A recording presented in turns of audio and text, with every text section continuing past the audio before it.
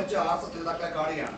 ഇത് എന്തുകൊണ്ട് സംഭവിക്കുന്നു? ഈ കാര്യത്തിൽ മുഖ്യമന്ത്രി ഒരു തെറ്റ് കാണുന്നില്ലേ? അതിന് എന്തുകൊണ്ട് ഇത്തരം ഒരു ഉദ്യോഗസ്ഥരെ ഒരു നടപടി അല്ലെങ്കിൽ അത്തരം ഒരു മാതൃകാപരമായ ഒരു സമീപനം സ്വീകരിക്കുന്നു? മുഖ്യമന്ത്രിയുടെ അറിവില്ലാതെ അത്ര ഉയർന്ന ഒരു ഉദ്യോഗസ്ഥനെ RSS നേതാക്കളെ ഒന്നിനു പിറകെ ഒന്നായി കാണാൻ പറ്റുമോ? IDGP RSS നേതാക്കളെ കണ്ടത് എൻ്റെ ഇടനിലക്കാരനായിട്ടാണ് എന്നാണല്ലോ നിങ്ങൾ പലരും പറയാൻ വേണ്ടി ശ്രമിച്ചത്. അതാണല്ലോ വസ്തുത. ഇതില് ഞാൻ പറയട്ടെ,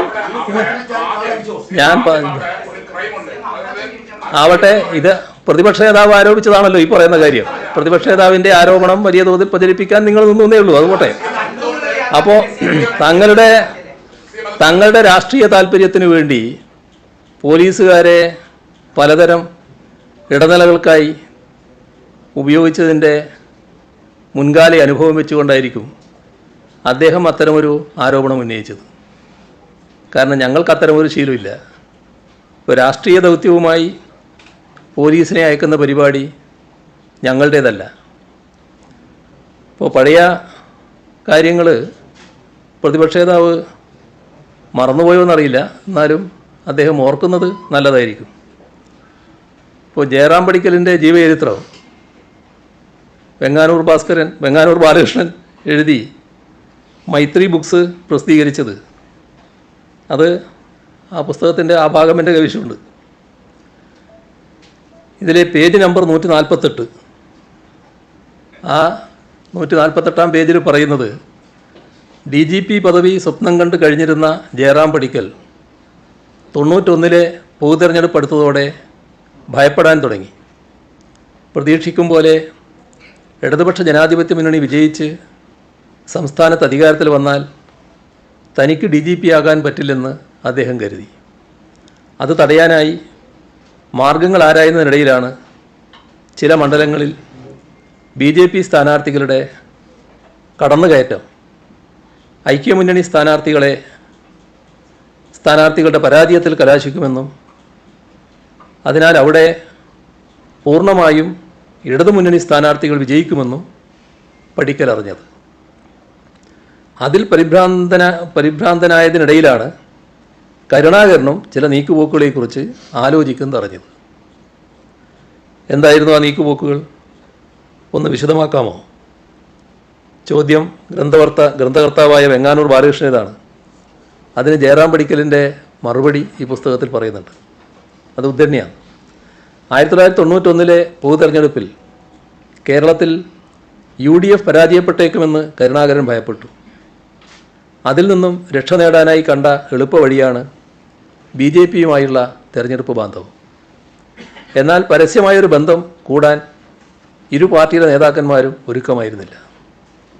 വടകര ബേപ്പൂർ ഫോർമുല എന്ന രഹസ്യപ്പേരിൽ അറിയപ്പെട്ട നീക്കമനുസരിച്ച് വടകര പാർലമെൻറ്റ് മണ്ഡലത്തിലും ബേപ്പൂർ, മഞ്ചേശ്വരം, തിരുവനന്തപുരം ഈസ്റ്റ് എന്നീ അസംബ്ലി മണ്ഡലങ്ങളിലും കോൺഗ്രസ്സുകാർ BJP സ്ഥാനാർത്ഥികൾക്ക് വോട്ട് ചെയ്യണമെന്നും മറ്റുള്ളിടങ്ങളിൽ BJPക്കാർ കോൺഗ്രസ് സ്ഥാനാർത്ഥികൾക്ക് വോട്ട് ചെയ്യണമെന്നും ധാരണയുണ്ടാക്കി. BJP ഒരു നിയമസഭാ മെമ്പറെങ്കിലും ഉണ്ടാക്കിയെടുക്കാൻ അത് ഉപകരിക്കുമെന്ന് വിചാരിച്ചു. ഇതിൻ്റെ ആദ്യവട്ടം ചർച്ചകൾ നടക്കുന്നത് എൻ്റെന്ന് വെച്ചാൽ എൻ്റെതല്ല കേട്ടോ, ജയറാം പടിക്കലിൻ്റെ സാന്നിധ്യത്തിലായിരുന്നു. ഈ തെരഞ്ഞെടുപ്പിൽ കോൺഗ്രസ് BJPയെ പിന്തുണക്കാൻ തീരുമാനിച്ച മണ്ഡലങ്ങളിലാകട്ടെ പരാജയ പ്രതീക്ഷയുള്ളവരെയാണ് തങ്ങളുടെ സ്ഥാനാർത്ഥികളായി അവതരിപ്പിച്ചിരുന്നത്. ഇനി അതിന് താഴത്തെ പാരഗ്രാഫ് കൂടി വായിക്കേണ്ടതുണ്ട്. BJPയും അറിയട്ടെ നിങ്ങൾ, BJPയും കോൺഗ്രസുമായി കൂട്ടുകൂടിയാണെങ്കിൽ കൂടി UDF അധികാരത്തിൽ വന്നാൽ തനിക്ക് DGP ആകാൻ കഴിയുമെന്ന് വിശ്വസിച്ചിരുന്നുകൊണ്ടാണ് പടിക്കൽ ഈ അവിഹിത ബന്ധത്തിന് ഇടനിലക്കാരനായി പ്രവർത്തിക്കാൻ തയ്യാറായത്. കുപ്രസിദ്ധമായ കോലീബി സഖ്യത്തിന് ഇടനിലയും കാർമ്മികത്വവും വഹിച്ചത് താൻ തന്നെയാണെന്ന് K. കരുണാകരൻ്റെ ഏറ്റവും വിശ്വസ്തനായ പോലീസ് മേധാവി ജയറാം പടിക്കലാണ് വെളിപ്പെടുത്തിയത്. ജയറാം പടിക്കൽ ജീവിച്ചിരുന്ന ഘട്ടത്തിലൊന്നും ഈ ആരോപണം അവാസ്തവമാണെന്ന് പറയാൻ ആരും തയ്യാറായിട്ടില്ല. ഇന്നും വിപണിയിൽ ലഭ്യമായ ഈ പുസ്തകവും അതിലെ വെളിപ്പെടുത്തലും പച്ചയായ സത്യമായി മുന്നിലുള്ളപ്പോഴാണ് പ്രതിപക്ഷ നേതാവ് അദ്ദേഹത്തിൻ്റെ പാർട്ടിക്കും അതിൻ്റെ പഴയ നേതാവിനും ചേർന്ന് തൊപ്പി എൻ്റെ തലയിൽ ചാർത്താൻ നോക്കിയത്. സർക്കാർ ഇപ്പോൾ ഉയർന്നു വന്ന പ്രശ്നത്തെ ഗൗരവതരമായി തന്നെയാണ് കാണുന്നത്. അജിത് കുമാറിനെതിരെ ഉയർന്നു വന്ന ആക്ഷേപങ്ങളെപ്പറ്റി അന്വേഷണം നടക്കുന്നുണ്ട്. അതിൻ്റെ റിപ്പോർട്ട് ലഭിക്കുന്ന മുറക്ക് അതിന്മേൽ യുക്തമായ തീരുമാനവും കൈക്കൊള്ളും. ഒരു കാര്യം വ്യക്തമായി പറയാം, ഒരു തരത്തിലുള്ള രാഷ്ട്രീയ ചർച്ചകൾക്കും ഒരു പോലീസ് ഉദ്യോഗസ്ഥനെയും നിയോഗിക്കുന്ന പതിവ് ഞങ്ങൾക്കില്ല.